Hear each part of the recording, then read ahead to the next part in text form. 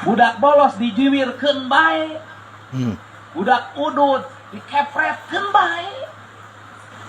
Da teu mentak maot ieu. Naon deui?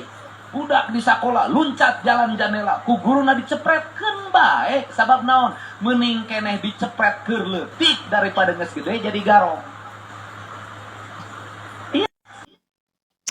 Assalamualaikum warahmatullahi wabarakatuh. Apa kabar teman-teman, tuan-tuan dan puan-puan dimanapun kalian berada. Menyikapi dari pernyataan Kang Deddy Mulyadi ini, kalau gua pribadi sih setuju banget ya. Ya udah dijewer aja gitu, cubit aja kalau memang ya anak itu perlu menerima itu gitu. Karena orang tua siswa itu kan memang sudah mempercayakan kepada pihak sekolahan. Kenapa gitu? Akhirnya mereka menyekolahkan anak-anak mereka di sekolah gitu, baik pun negeri atau swasta gitu. Karena ya mereka sudah percaya kepada pihak sekolah, dan bagaimana kemudian mekanisme di sekolahan yang berjalan itu ya harusnya orang tua siswa juga ikut gitu. Yang menjadi aturan sekolah dimanapun itu. Dan dalam kasus ini gitu, yang kemarin sempat rame nih di Provinsi Banten, yang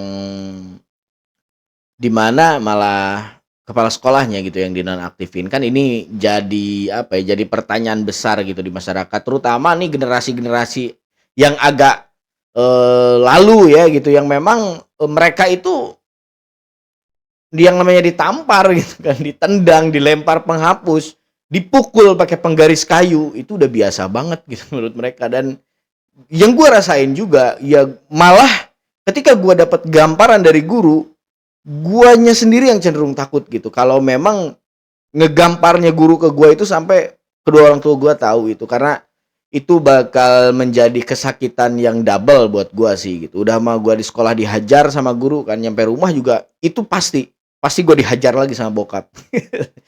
Jadi gimana sih gitu anak-anak sekolah sekarang itu. Dan apa yang Kang Deddy bilang ini ya memang harusnya seperti itu gitu, harusnya seperti itu. Jadi kita terapkan gitu pendidikan kedisiplinan kepada anak-anak kita sekarang gitu, dan semoga kedepannya gitu anak tersebut bisa menjadi anak yang berguna, anak yang memang memiliki mental yang kuat untuk menghadapi dinamika kehidupan gitu di Indonesia. Yang lu tau lah gitu, nyari kerja aja kan susah sekarang di Indonesia gitu. Gimana kalau memang nantinya kedepannya dia ngadepin dunia kerja itu dengan mental yang seperti itu gitu. Itu sih mungkin. Pertama ini kan kejadian yang menjadi perhatian ya. Nah, saya sih berharap sebenarnya substansi dari permasalahan ini ya nggak kemana-mana. Substansinya adalah di satu sisi guru ingin menegakkan disiplin, tapi di satu sisi guru juga berhadapan dengan hukum. Nah ini kan harus kita jernihkan gitu kan. Nah kuncinya sekarang adalah ya kejadian ini sebagai contoh Indra yang melakukan pelanggaran disiplin di sekolah, ditegur oleh gurunya menegur dengan kata-kata yang tidak bisa diterima. Nah ini bisa jadi permasalahan hukum, ya kan? Padahal niatnya bu guru, ya kan, adalah baik, ya kan? Indra sendiri ya setelah menyadari kesalahannya, ya, dan sudah saling memaafkan. Mestinya selesai di situ kan. Nah sampai terjadi mogok, ini kan mempertentangkan antara guru dengan murid, dan saya berharap mudah-mudahan tidak terjadi lagi di Banten. Saya sudah minta kepada Pak Sekda, Kepala Dinas, untuk menyampaikan kepada guru-guru bahwa keberlangsungan belajar mengajar di sekolah itu tanggung jawab semua pihak, bukan cuma tanggung jawab kepala sekolah, tanggung jawab wali kelas, tanggung jawab TU, tanggung jawab penjaga sekolah, tanggung jawab kebersihan sekolah, tanggung jawab semua, termasuk tanggung jawab gubernur. Karena sekolah didirikan tujuannya adalah sebagai tempat untuk mendidik, tempat untuk belajar, tempat untuk melaksanakan proses belajar mengajar.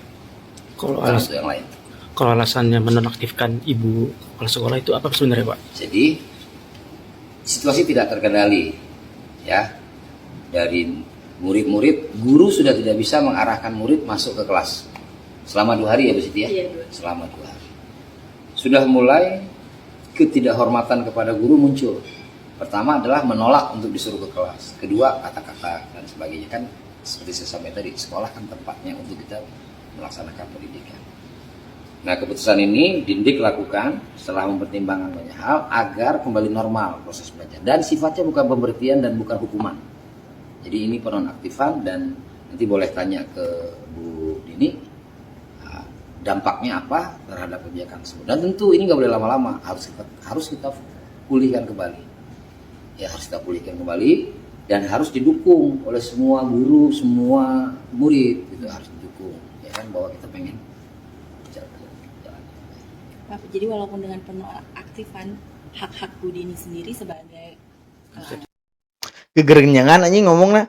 Nah, jadi gini ya, Bro, kata yang gua tangkap tadi dikit ya, alasan kenapa Pak Andrasoni itu menonaktifkan kepala sekolah yang menampar muridnya yang sedang ngerokok, yang kedapatan sedang ngerokok itu katanya karena situasi sudah tidak terkendali gitu. Ratusan murid itu udah nggak bisa lagi digiring buat masuk ke kelas. Artinya menurut Pak Andrasoni gitu bahwa guru itu udah tidak dihormati lagi oleh siswanya gitu. Kenapa Pak Andrasoni? Itulah kenapa beliau memberlakukan penonaktifan terhadap kepala sekolah itu. Dan dengan harapan mungkin si murid mau belajar lagi, mau mengadakan proses belajar mengajar lagi. Kalau gua mah udahlah gepak aja gitu murid-muridnya gitu.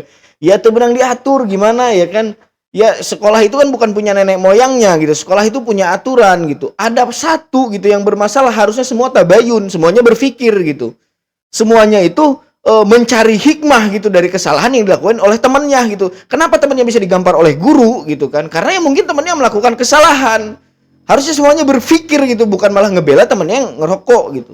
Apa sih maksudnya? Gitu. Jadi nah itulah alasan Pak Andrasoni itu menonaktifkan sementara Bu Dini ya, kalau nggak salah Bu Dini selaku kepala sekolah SMA 1 Cimarga pada saat itu gitu, untuk kembali mengkondusifkan keadaan di sekolah itu. Karena ya seperti yang disampaikan tadi, anak-anak itu mulai berhamburan dan tidak mau masuk sekolah, mogok belajar. Itu sih. Jadi greget ya gitu. Di murid-murid apa sih maksudnya?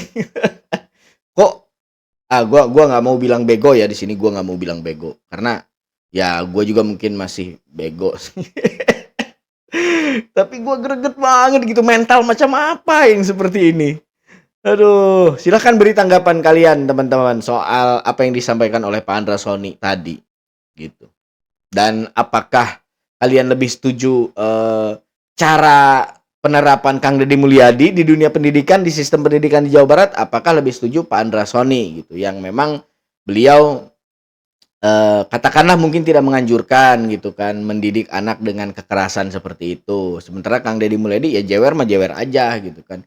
Asal jangan kelewatan gitu, asal masih dalam batasan-batasan tertentu gitu. Jangan sampai ya anak yang ditampar itu sampai amnesia gitu kan, geger otak, ataupun sampai ada anak yang bandel ngerokok digampar sama gurunya sampai copot palanya. Mungkin ya itu nggak dibenarkan juga kalau nyampe kayak gitu ya. Ketika dalang jadi pahlawan dan hasutan disebut kepedulian. Betapa mengagumkan negeri ini. Kita hidup di masa ketika seorang guru yang membenci kepala sekolahnya bisa menjadi pahlawan moral. Iya. Ia tak perlu berdiri di depan kelas, cukup berbisik di belakang meja guru. Sudah saatnya siswa bersuara. Dan lihatlah, 630 siswa langsung mogok belajar. Seolah keadilan bisa diperjuangkan lewat absen massal dan status WhatsApp. Luar biasa, di tangan sang provokator, sekolah berubah menjadi panggung drama, bukan tempat belajar. Ia bukan lagi pendidik, tapi sutradara emosi remaja yang dengan lihainya menulis naskah pemberontakan di tengah jam pelajaran. Sungguh, jika ada lomba menghasut dengan elegan, pialanya sudah jelas pada guru provokator itu. Oh iya. Dan alasan dibalik aksinya pun begitu mulia. Katanya demi membela siswa yang ditampar. Sungguh betapa luhur hatinya. Padahal di balik kalimat peduli itu terselip aroma ambisi yang tak kalah harum dari asap rokok siswa yang dibelanya. Sebab siapa tahu bila kepala sekolah tumbang, kursi itu bisa hangat diisi oleh tangannya yang lebih haus kekuasaan. Bukankah itu bentuk cinta terhadap sekolah? Cinta yang ingin menggantikan pimpinan, bukan memperbaiki keadaan. Dan ajaibnya, dunia pun bersorak memujanya. Ia disebut pembela kebenaran, bukan penghasut, penggerak aspirasi, bukan penyulut anarki. Padahal Kitab Undang-Undang Hukum Pidana pasal 160 KUHP sudah lama menulis, barang siapa di muka umum menghasut supaya melawan penguasa yang sah dapat dipidana. Tapi siapa peduli? Bukankah hukum kini bisa ditafsir sesuai kepentingan? Ya, Dan niat benar. jahat bisa disulap menjadi solidaritas. Solidaritas. Anjir. Nah banget ini. Kini semua pihak sudah berdamai. Siswa, orang tua, kepala sekolah, bahkan yang ditampar pun mungkin sudah tersenyum. Tinggallah sang dalang yang melenggang bebas. Langkahnya ringan, wajahnya bersinar penuh bangga. Ia berhasil membuat sekolah berhenti belajar, guru berhenti mengajar, dan sibuk mencari siapa yang salah. Sungguh mahakarya yang pantas diabadikan dalam sejarah pendidikan. Anjir. Bagaimana menggoyang otoritas sekolah tanpa menyentuh papan tulis?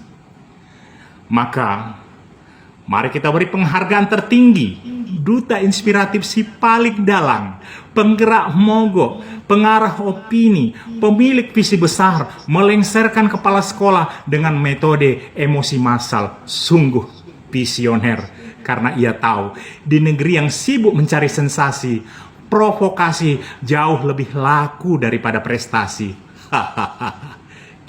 Dan kepada para pejabat yang masih pura-pura tak tahu, tenanglah. Dalang itu kini mungkin sedang tersenyum di ruang guru, mungkin berencanakan hal baru sambil menyesap kopi, menunggu drama berikutnya. Ketika disiplin dianggap kekerasan dan kesalahan kembali berhak mendapat pembelaan. Dan guru provokator itu pun luput dari pantauan hukum, karena hukum dan pejabat-pejabat itu pun berada di pihak provokator itu sendiri. Selamat datang di Indonesia. Inilah pendidikan Indonesia. Ya kalau gue sih memang lebih baik untuk menghindari prasangka-prasangka buruk dari masyarakat di seluruh Indonesia. Coba deh gitu pihak yang memiliki otoritas untuk memperdalam permasalahan ini itu melakukan investigasi gitu. Tanya nih murid satu persatu gitu. Yang kemarin sempat mogok sekolah gitu, siapa sih gitu yang ngasut kalian, apa itu murni sebagai bentuk solidaritas mereka atau justru gitu ada seseorang yang membumbui gitu permasalahan ini, insiden ini gitu. Nah, ini juga penting sih dilakukan menurut gua karena netizen itu arahnya udah ke sana semua, teman-teman ya. Banyak netizen yang beranggapan bahwa ada salah satu guru di sekolah itu justru yang menjadi provokator. Mogok belajar 630 siswa yang terjadi di SMA 1 Cimarga kemarin gitu. Jadi, nah, spekulasi para netizen ini nih mengerucut kepada tentang siapa sebetulnya gitu tokoh gitu, orang yang menyampaikan ini ke gubernur gitu. Ini kan kejadiannya di tingkat SMA ya gitu, di tingkat sekolah. Nah, untuk sampai dapat tanggapan dari gubernur itu kan itu luar biasa sih menurut gua kan, karena ya memang bisa jadi pertamanya kekuatan viral ya. Cuman kan viralnya ini kan dalam insiden ini viralnya setelah si gubernur ini justru menonaktifkan kepala sekolah gitu kan, bukan viral gara-gara ya viralnya bukan dari awal kejadian gitu. Jadi kan sebelum viral berarti kan gubernur ini udah tahu nih permasalahannya gitu kan. Dan siapa gitu yang punya akses ke sana gitu.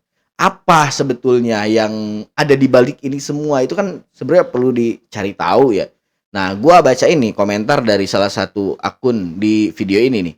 Dari Anto Dugal 67 katanya. Gue nggak mau nyebutin namanya, yang jelas guru inilah katanya yang ambisi jadi kepala sekolah. Tuh, gimana? Apakah kalian juga memiliki pemikiran yang sama? Komentar juga nih dari Iagus_12. Kelihatan ambisinya guru inilah gitu, si guru ini gitu kan. Nah terus ada juga nih komentar dari guru ini katanya, siapa sih katanya guru bahasa Inggris itu kah? Mohon infonya. Ya mungkin beliau guru bahasa Inggris lah. Terlalu guru jadi provokator tuh. Ada komentar dari Ada Natana, ngeri.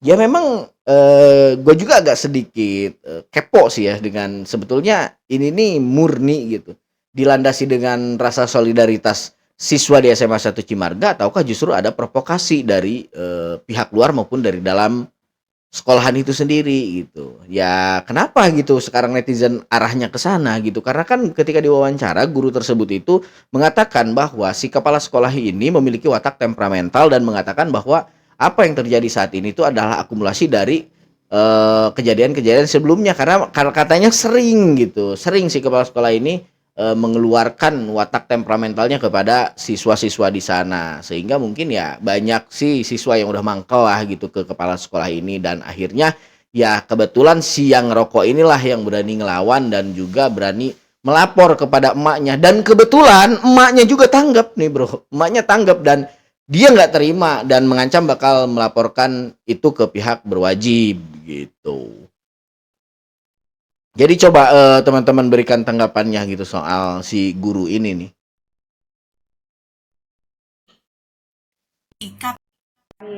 Memang kita akui karakter kepala sekolah itu memang agak Nih. sering marah ya, sering Tuh. emosinya sering meluap-luap gitu ya kepada anak-anak ataupun mungkin kepada dewan guru ya.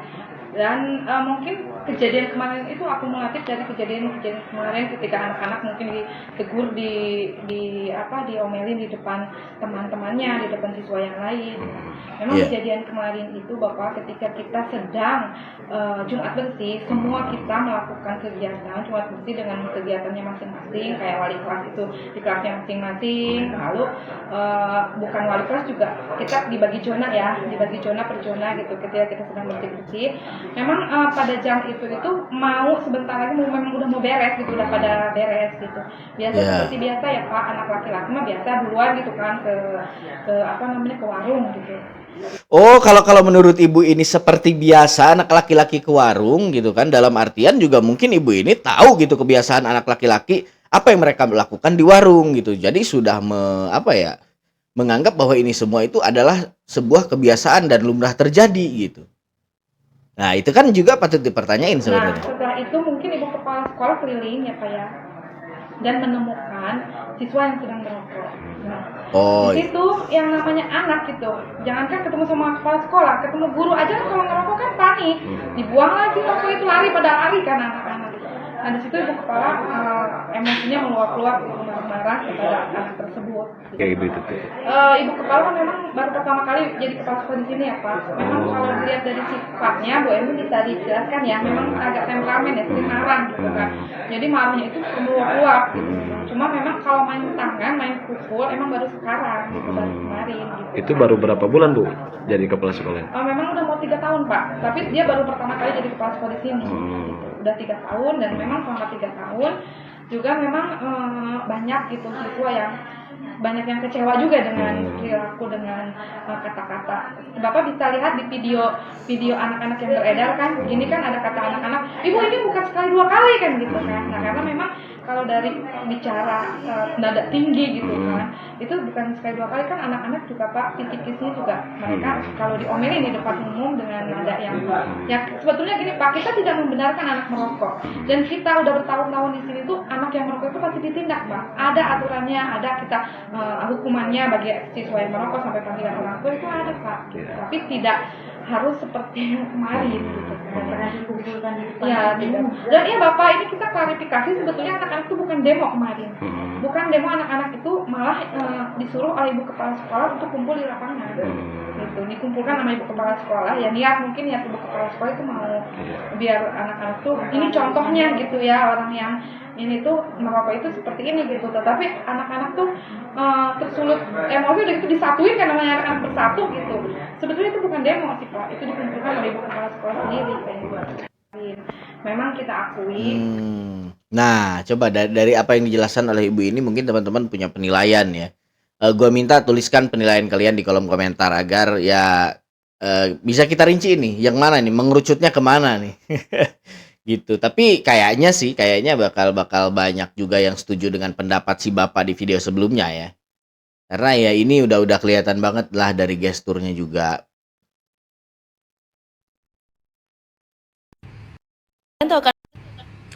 Ini ya gue ngomong ini ya bakal kontroversi lah, pasti kontroversi. Kalian udah baca atau denger ini rame lah tentang kemarin ada guru, ibu guru. Dia nampar anak muridnya, katanya nampar. Gara-gara si anak murid ini kelihatan atau ketahuan lagi ngerokok gitu. Oke, ditampar.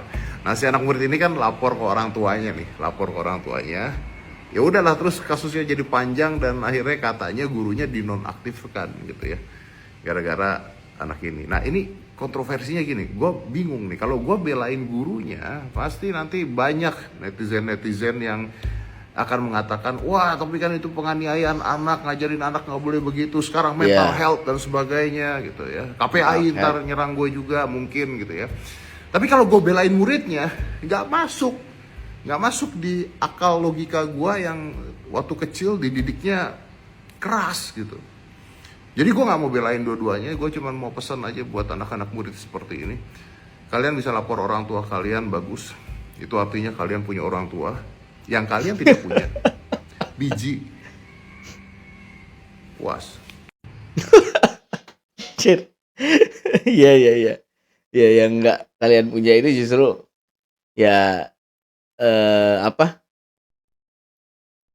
rasa tanggung jawab menurut gua ya, yang nggak mereka miliki itu justru rasa tanggung jawab. Mereka nggak tanggung jawab dengan kesalahan yang mereka buat sendiri gitu, sehingga mereka lapor ke orang tuanya dan melakukan ya tindakan-tindakan ya seperti mogok sekolah dan segala macem lah gitu, mogok belajar.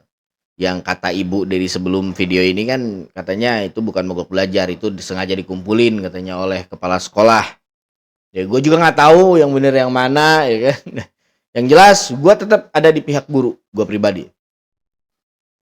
Kalian tahu kan berita tentang kepala sekolah yang menampar anak didiknya terkait dengan ketahuan lah kalau anak SMA ini ngerokok di sekolah. Nah ternyata berbeda halnya dari respon Wakil Gubernur Banten yang bilang kalau ya harus dimaklumi nih kelakuan anak-anak di sekolah terkait dengan perlakuan merokok itu. Katanya memang ya setiap anak itu berbeda-beda dan itu pun juga menjadi tanggung jawab sebagai guru nih gimana cara mendidik anak seperti itu. Bisa dibilang katanya adalah perlakuan menampar terhadap murid yang udah kepergok rokok itu terlalu berlebihan. Pihak kepolisian setempat pun juga menyatakan hal yang serupa. Katanya nggak perlulah ditampar-tampar kayak gitu, itu kan termasuk kekerasan. Aku mau nanggepin itu kayak bingung. Karena gini, tindakan anak-anak SMA terutama yang memang umurnya sudah di fase ingin penasaran, rasa keingin tahuannya pun juga cukup tinggi. Bahkan sampai mencari jati dirinya tuh di umur-umur segitu. Sampai kapan perlakuan anak yang bisa dinilai itu salah terus dimaklumi? Awalnya ngerokok, lalu kekerasan anak, lalu apalagi. Apakah harus itu terus dimaklumi? Aku juga nggak tahu peraturan zaman sekarang sama zaman dulu itu bagaimana hukumnya. Karena waktu aku SD pun, waktu cek kuku nih ya, kuku panjang kayak gini nih, itu udah dipukul atau ya ibaratnya kita bisa bilang pukul pakai pengaris besi. Rasanya gimana? Sakit. Aku ngadu ke orang tua? Ya enggak, karena memang itu kesalahan aku. Karena peraturannya di sekolah wajib rapi dari atas sampai ujung kaki. Iya kan? Sampai permasalahannya pun mencuat dikarenakan satu sekolah nih, anak-anak satu sekolah membela temennya yang ketahuan ngerokok dan ditampar sama kepala sekolah tersebut. Sesolidaritas itukah kalian untuk tidak tahu deh aku. Jadi intinya paling gampang adalah buat kalian-kalian nih yang ingin menjadi orang tua, perbanyak dulu duit kalian dan pinter-pinter cari sekolah dan lingkungan ya. Jadi daripada pusing mikirin masalah yang kemarin, lebih baik ya udahlah dari kita sendiri untuk pinter-pinter cari pilihan lingkungan untuk anak kita. Ya jadi kenapa generasi 90-an ya ketawa lah pasti. ngelihat hal yang kayak gini gitu, nggak nyangka loh zaman sekarang udah ada di titik ini gitu, dimana ya ada murid ditampar sama gurunya sampai rame gitu ke seluruh penjuru negeri. Ya dulu kan itu adalah pemandangan yang biasa saja gitu yang terjadi di sekolahan-sekolahan. Ya gue nakal, gue juga dulu nakal gitu waktu sekolah SMP, SMA ya gue nakal gitu, tapi ya gue takut gitu sama guru dan gue takut sama orang tua, dan alhamdulillah gitu orang tua gue nggak pernah tuh ngebelain gue gitu, nyalahin guru yang ngedidik gua, enggak gitu, karena orang tua gue sadar gitu mereka nggak bisa gitu kan mendidik gua gitu hanya dengan memakai cara mereka yang mana mereka juga punya kesibukan kerja dan segala macam. Akhirnya gue dititipin dong ke sekolahan gitu, didaftarin buat sekolah karena ya sekolah juga kebetulan gitu adalah syarat utama untuk mencari pekerjaan. Aduh, jadi ya aneh aja gitu pasti kalau generasi 90-an jujur ya. Pasti kalian semua aneh gitu ngelihat tragedi insiden sekarang ini yang lumayan rame gitu. Orang-orang se-Indonesia pada ngebicarain ini semua gitu di mana ditabok loh. Ditabok. Ya menurut gua sih ditabok itu nggak lebih hina daripada dilempar sepatu pantopel guru ya kan. Bayangin, gua pernah sepatu pantopel guru aja nyampe ke jidat tuh gara-gara apa? Bukan ngerokok, bukan apa-apa, bukan gitu. Cuma gara-gara guru itu nganggep bahwa gua itu nggak nyimak apa yang dia jelasin pada saat itu. Melayang ke kepala dan gua malah takut gitu. Anjir, guru ini killer juga ya gitu. Nah, dan di situ gua berpikiran, lain kali nih pelajaran bapak ini gue jangan ribut lagi, gue harus nyimak nih. enggak untuk memiliki pikiran dendam ke guru itu aja gue nggak ada loh, nggak ada. Walaupun sakit ya sakit. Sakit ya sakit. Kadang gue istilahnya bercandaan sama teman-teman gue yang perempuan gitu kan, kadang kebablasan. Itu juga gitu, gue sakit banget bro.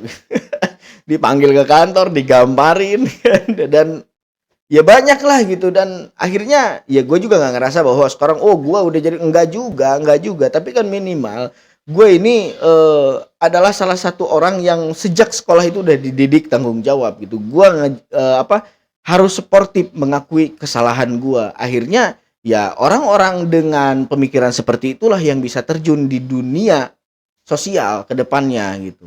Nah, bahwa ternyata ya kalau salah memang kita harus mengaku bersalah dan siap dengan segala konsekuensi atas kesalahan kita itu tadi gitu. Jadi jangan dikit-dikit kita memanfaatkan hukum lah yang sebenarnya ya udah terlalu banyak juga aturan-aturan yang pada akhirnya menjerat leher kita sendiri gitu.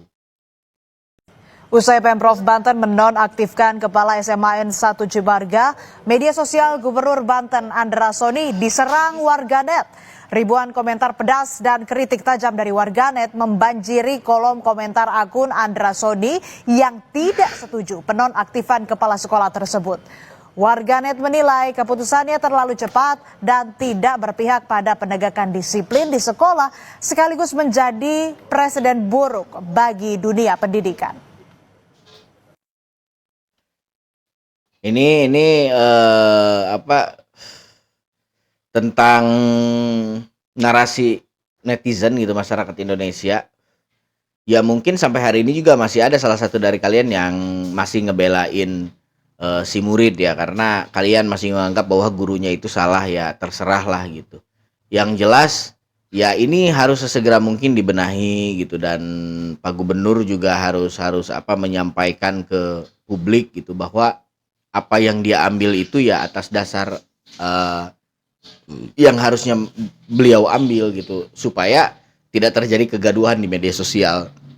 Itu sih yang pada akhirnya kan banyak netizen juga yang masuk gitu secara tiba-tiba ke akun media sosialnya Pak Gubernur Banten. Dan itu pasti ngeganggu banget. Imbas kasus ini kan siswanya pada mogok sekolah tuh. Satu sekolahan tuh gak mau sekolah sebelum kepala sekolahnya lengser. Gue gak ngerti gimana si anak ngomong ke orang tuanya.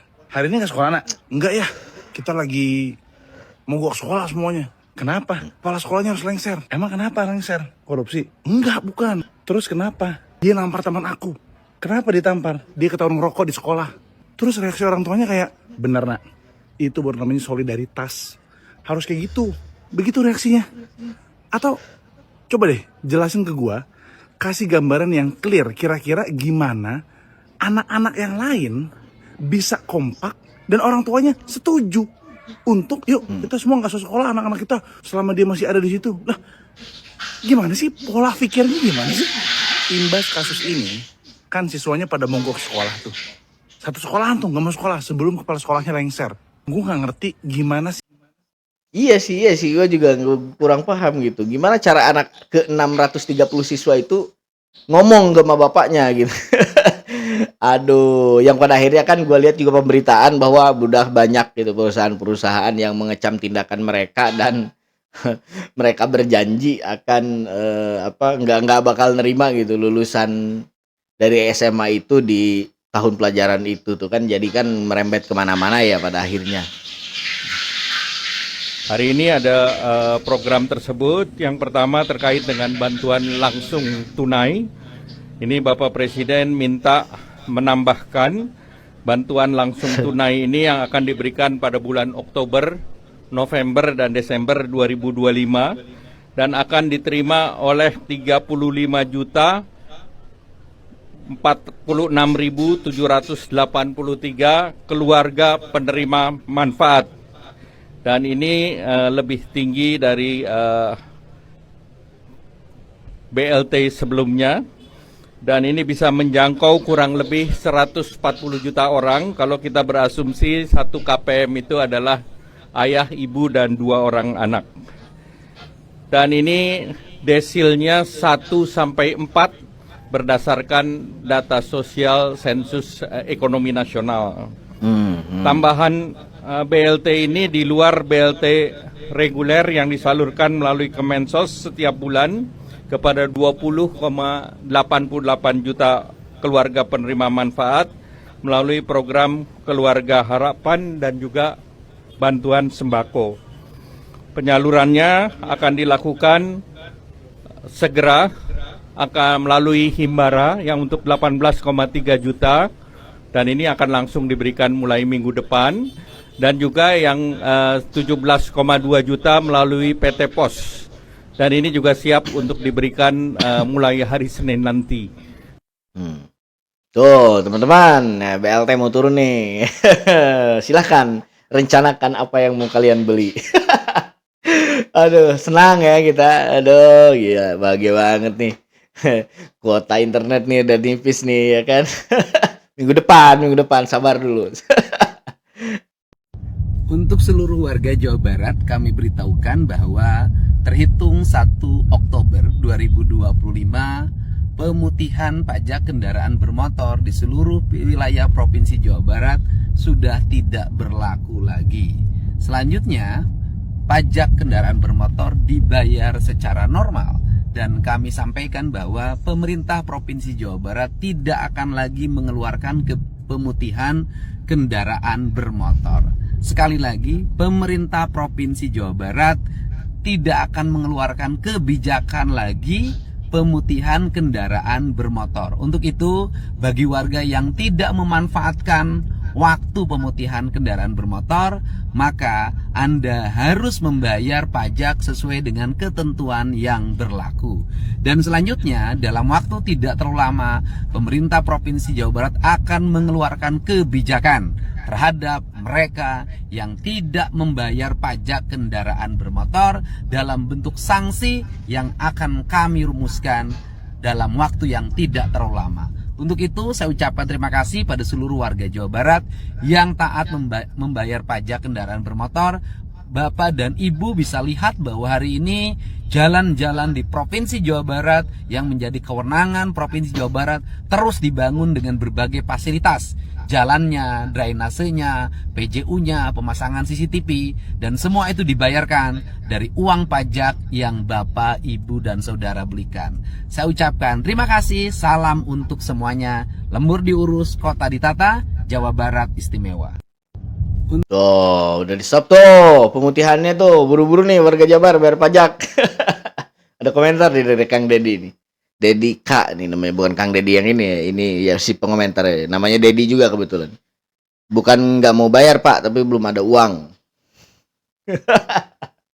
Aduh, ya udah Pak, kalau nggak ada uang ya udahlah, mau gimana, namanya nggak ada uang kan ya. Kita mau bayar pakai apa gitu, nggak mungkin kan kita juga mau bayar pakai pecahan-pecahan beling gitu kan ya, nggak mungkin. Yang namanya nggak ada uang ya udah nggak bisa bayar berarti. Aduh si bapak. Nah lu kok kalau sudah kayak gini gimana kok rasanya kok? Eko Widodo orang DKI, mau keluar rumah, mau belanja, mau aktivitas, mau kerja gak nyaman kan kok.